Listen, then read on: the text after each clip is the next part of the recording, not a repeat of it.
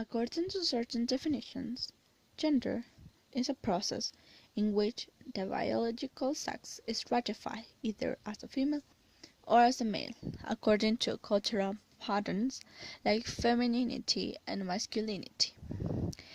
From there is where the violence regarding gender starts. The most common type of violence, and the one we are going to cover in this investigation, is violence towards women.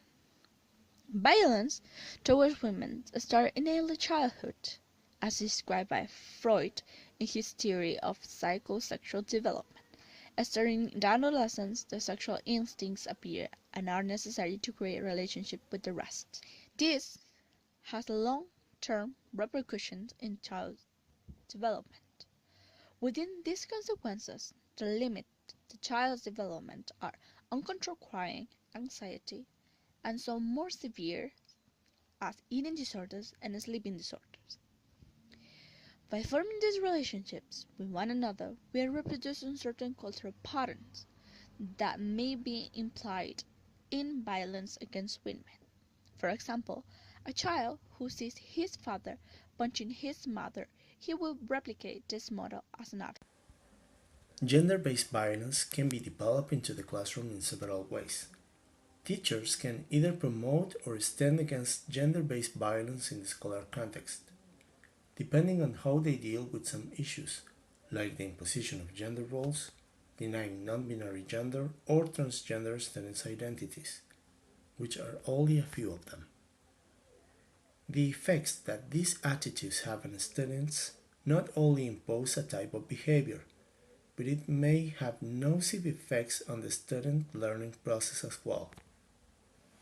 According to Abraham Maslow and the hierarchy of needs theory, students need to fulfill his needs of belonging to a group in order that the educational process succeeds optimally. If their identity is denied, the need of belonging will not be achieved, and the student will not feel under protection, because it may cause the feeling of social rejection. If the student identity does not fit the socially imposed gender identity, the behavior of the student will be affected. Also, this behavior will affect the student's relation with his social context.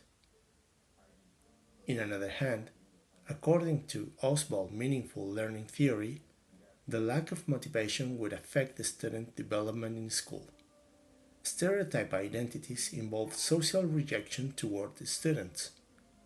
If the student's sexual condition is not accepted by society, it would not validate as individuals. The intrinsic motivation would be lost if the learning is not related with the student context, and the meaningful learning will not be acquired. 35% of women in the world have suffered physical and/or sexual partner violence or sexual violence by a third party at some point in their lives. The majority of these cases are violence inflicted by the couple. Around the world, almost 30% of women who had a relationship say they have suffered from a physical or sexual violence from their partner at some point in their lives. This, according to the World Health Organization. This is when the question rises, where education is and why it's important to erase this type of violence. We think that without proper education, these problems of violence occurring to the workplace and to adulthood is there where our role as teachers becomes fundamental, since it's up to us to change this paradigm. Our proposal, it is here when a non-sexist education becomes more than necessary, since in this case, language, more specifically English language, is created of identity.